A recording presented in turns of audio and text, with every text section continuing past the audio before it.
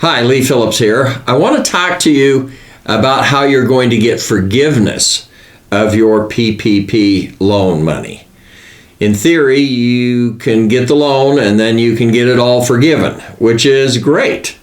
But you're going to have a plan in order to actually spend the money so that it qualifies for the forgiveness. And it's not going to be as easy as it looks. They've had you calculate your average monthly expenses, then multiply by 2.5. Then they give you 8 weeks to spend the money once you get the money before you apply to your lender for forgiveness. How you spend the money during that 8-week period is going to determine whether or not you're going to actually get the forgiveness. And the 8 weeks is going to go faster than you think. So sit down now and calculate out who are you going to pay.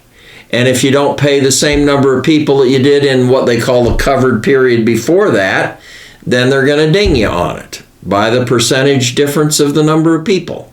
And if you're paying less than you used to pay, they're going to ding you on it. That portion of the loan pro rata that is below what you used to pay people at is not going to be forgiven.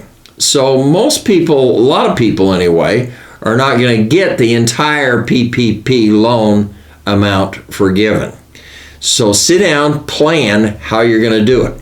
Count the number of employees.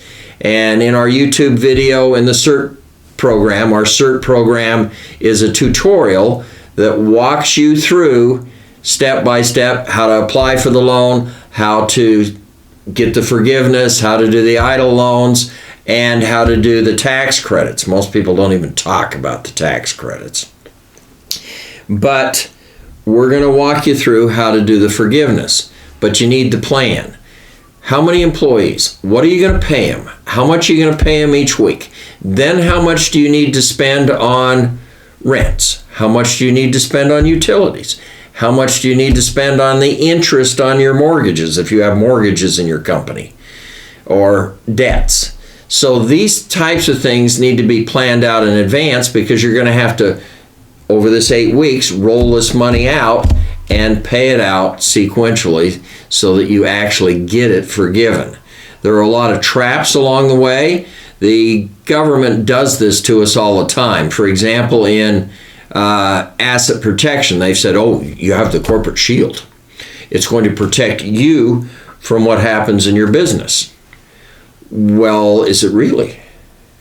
They've said, well, yeah. But when you get right down to it, the fact of the matter is, if you don't follow all these corporate formalities, as we call them, you don't get the asset protection. You don't get the corporate shield.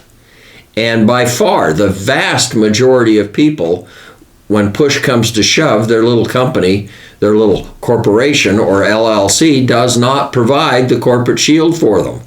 The corporate shield is pierced, as we call it. It's going to be the same situation here. If you don't jump all the little hurdles and do all the little things that they've got planned out for you, and we're just learning about what they're planning out for you. It's changing every day. But you've got to have a plan and make sure that you get all of these little pieces and parts in place so that you can get the forgiveness. Same number of employees, same amount of payroll. Spend it on the right stuff. Don't spend it somewhere else. You've got to have evidence that you've spent it all. And that's stuff that we walk through in the CERT program. So be careful, get a plan, and let's spend the the PPP money that we get so that we can actually get the forgiveness of the loan.